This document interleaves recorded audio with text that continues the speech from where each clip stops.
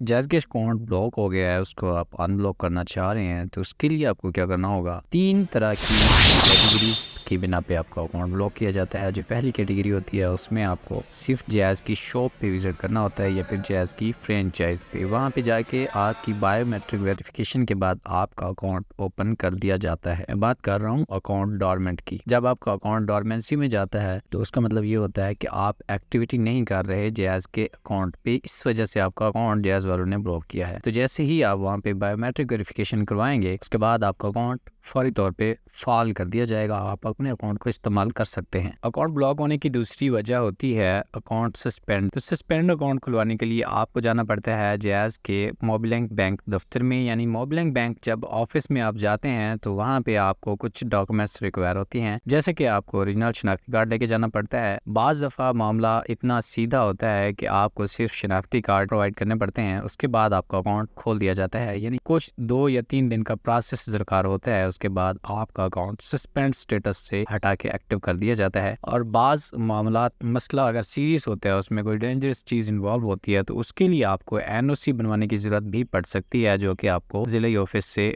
मिल जाती है। तो वहाँ पे एनओसी बनवाने के बाद आप ओरिजिनल डॉक्यूमेंट्स के हमरा मोबिलिंग बैंक दोबारा जाएंगे, वहाँ पे दोबारा से आप अपनी क्लियरेंस के बाद अपना अकाउंट खुलवा सकते हैं। थर्ड और सबसे डेंजरस चीज़ जो कि अकाउंट फ्रोजन वाला है इशू, उसमें आपको स्टेट बैंक भी आपका अकाउंट फ्रोजन स्टेटस में डाल सकता है। कुछ और इदारे भी हैं जो कि इन्वेस्टिगेशन के दौरान या इंक्वायरी के दौरान आपका अकाउंट फ्रीज कर देते हैं। उसके लिए सबसे पहले आपको मोबिलिंग बैंक से मेल करवाना होती है। उस मेल के रिप्लाई में आपको केस नंबर दिया जाता है, जिसमें आपको 2 से 4 दिन लग जाते हैं। केस नंबर प्रोवाइड करने के बाद आपको दोस्तों उस इदारे का मुताल्लिका जो डिपार्टमेंट होता है उसका कॉन्टैक्ट नंबर भी दिया जाता है, वहाँ पे आप कांटेक्ट कर सकते हैं और अपनी जो अमाउंट, जो ट्रांजैक्शन, जो मशकूक ट्रांजैक्शन समझ लें कोई आपके अकाउंट में अगर आई है जिसके बिना पे इदारों ने आपका अकाउंट ब्लॉक किया हुआ है, उस ट्रांजैक्शन को आप क्लियरेंस करवाएंगे। उसका आप जो जिस बंदे से आपने पेमेंट ली है उसके आप ओरिजिनल डॉक्यूमेंट्स प्रोवाइड करेंगे, या फिर रिटर्न में आप लिख के देंगे कि ये इस बंदे के साथ मेरी फ़लाँ डील हुई थी, या इस चीज़ से